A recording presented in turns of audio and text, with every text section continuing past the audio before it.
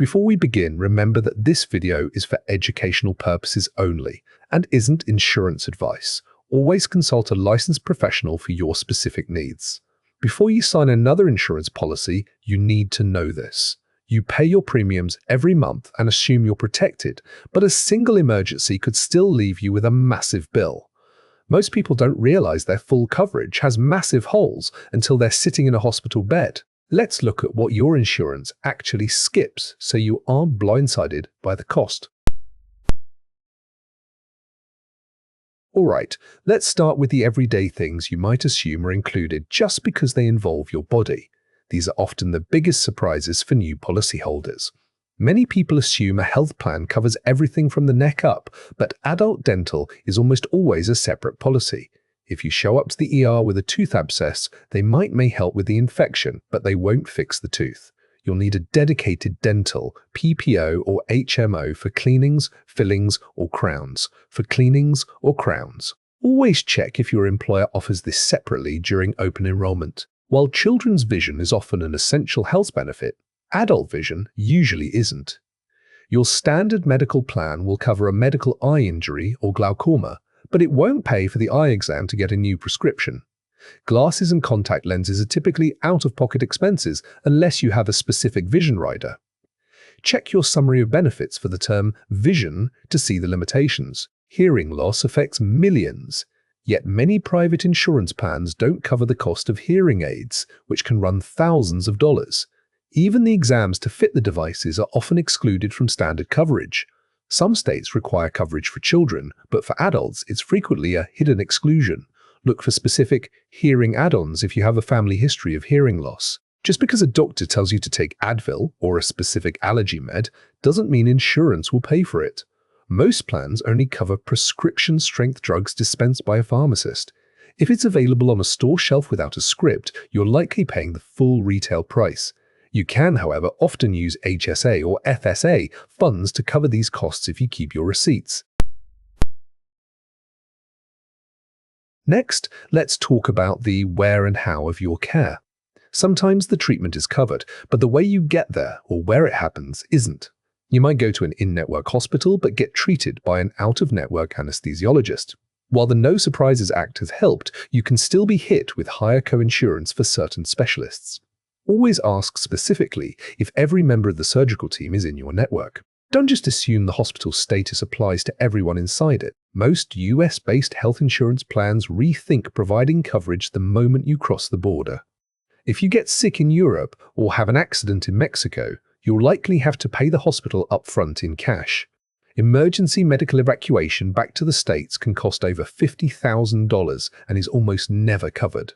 Always buy a separate travel medical policy for trips abroad. Even if your insurance covers emergency room visits, the ride there might not be fully covered. Many ambulance companies are private and don't participate in insurance networks, leading to balanced billing. You might be responsible for the difference between what the insurer pays and what the company charges.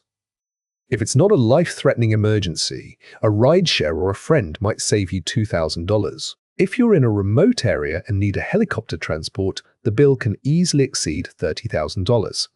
Insurance companies often dispute these charges as not medically necessaries if they believe ground transport was an option. This is a common trap for hikers or those living in rural areas. Some specialized memberships exist just to cover these specific flight costs. Quick reminder, this isn't personal advice. Policy terms and rates vary, so always compare and consult a licensed agent. Insurance is designed for medical necessity, but the definition of necessaries might be much stricter than you think. Insurance won't pay for anything purely aesthetic, like Botox for wrinkles or elective rhinoplasty. However, the line blurs with reconstructive surgery after an accident or breast reconstruction after a mastectomy.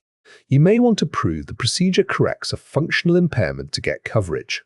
Always get a prior authorization in writing before assuming a reconstructive surgery is covered. While some states mandate it, many plans explicitly exclude IVF, egg freezing, or even basic fertility testing. These treatments can cost tens of thousands of dollars per cycle. If you're planning a family, check your exclusions section for the words infertilities or artificial insemination. You may need to choose a specific premium plan that includes a fertility rider. Even though obesity is a health risk, many insurers exclude weight loss surgery or expensive GLP-1 medications like Wegovy.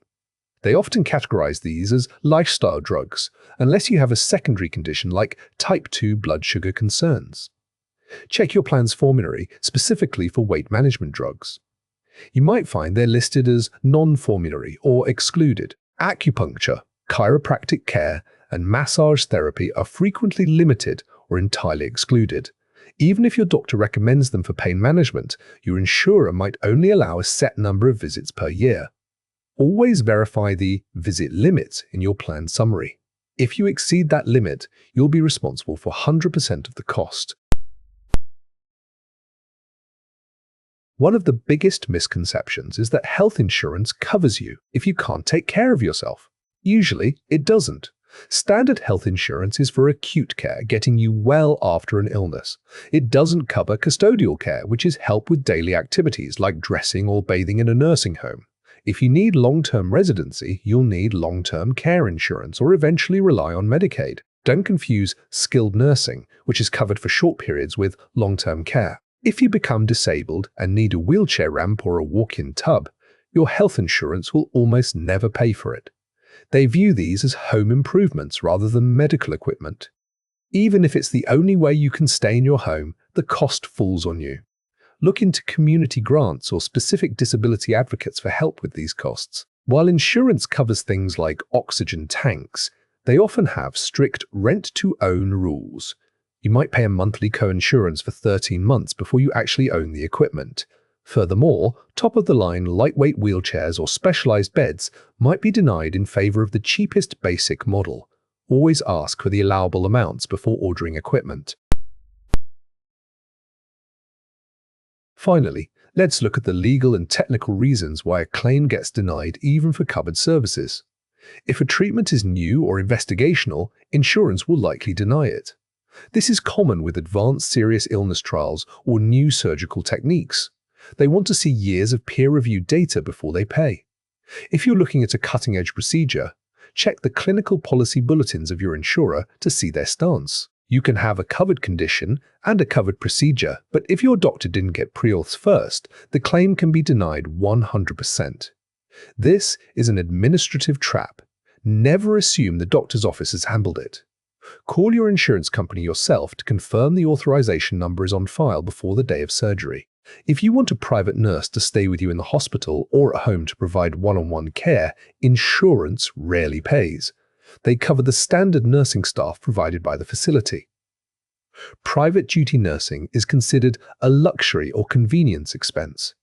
If you need this level of care, expect to pay an hourly rate out of pocket. That's the practical version of what health insurance leaves behind. The big idea is to never assume full coverage means zero cost. By reading your exclusions and asking the right questions before a procedure, you can avoid thousands in unnecessary debt. If this helped you understand your coverage better, like and subscribe for more practical guides. We're here to help you compare costs and navigate the insurance maze with confidence. See you in the next one. If this saved you money, like the video and share it with someone who needs it. Thanks for watching. Remember, this is educational content only.